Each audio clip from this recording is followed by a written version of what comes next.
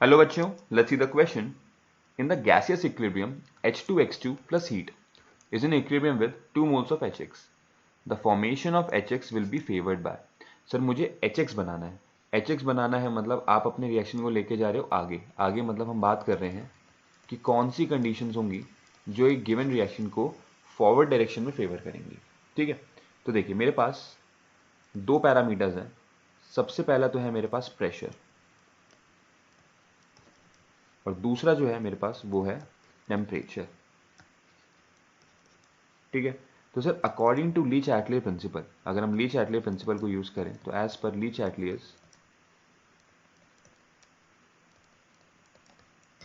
Principal वो क्या कहता है, वो कहता है कि सर अगर आप प्रेशर बढ़ाते हो तो मेरा इक्विलिब्रियम क्या होता है, डिस्टर्ब होता है. और इक्विलिब्रियम को वापस से रीस्टैब्लिश करने के लिए वो क्या होगा, अपने आप को शिफ्ट करेगा. इक्विलिब्रियम क्या करेगा, अपने आप को शिफ्ट करेगा. और सर कहाँ शिफ्ट करेगा, जहां पर less number of gaseous moles हैं.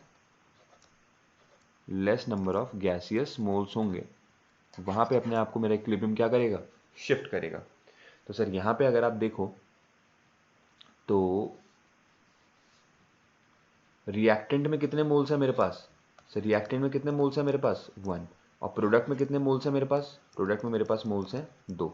सर कम कहां पर है, कम है मेरे पास रिएक्टेंट में. तो मेरा जो इक्विलिब्रियम है वो कहां शिफ्ट होगा, मेरा इक्विलिब्रियम शिफ्ट होगा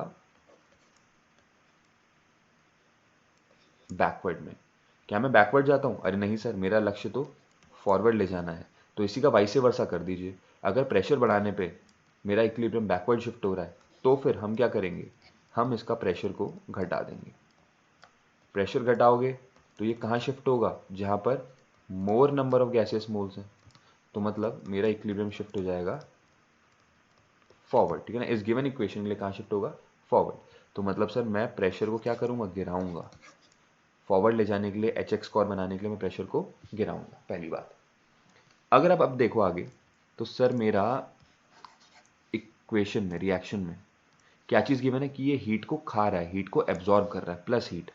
तो अगर कोई रिएक्शन हीट को एब्जॉर्ब करता है, अगर कोई भी हीट को एब्जॉर्ब करता है तो इसका मतलब उसका डेल्टा एच क्या होता है, पॉजिटिव. और जिसका डेल्टा एच पॉजिटिव होता है मतलब ये कैसा, ये एक तरीके का एंडोथर्मिक रिएक्शन है. कैसा एक तरीके का, ये एंडोथर्मिक रिएक्शन. और सर एंडोथर्मिक रिएक्शन मतलब इसको आगे बढ़ने के लिए हीट चाहिए.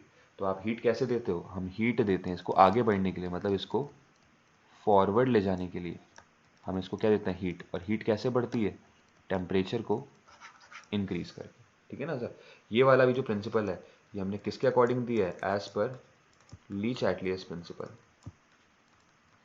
ली चैटली प्रिंसिपल ने कहा था कि एंडोथर्मिक रिएक्शन को अगर आपको फॉरवर्ड लेके जाना है, आगे लेके जाना है, तो उसे टेम्परेचर बढ़ाइए.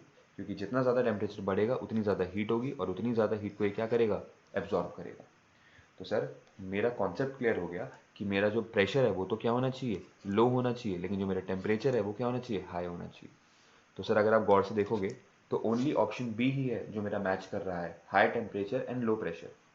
तो इस रिएक्शन को फेवर, प्रोडक्ट की तरफ फेवर कौन कर रहा है मेरा, higher temperature and low pressure. तो option B is your right answer.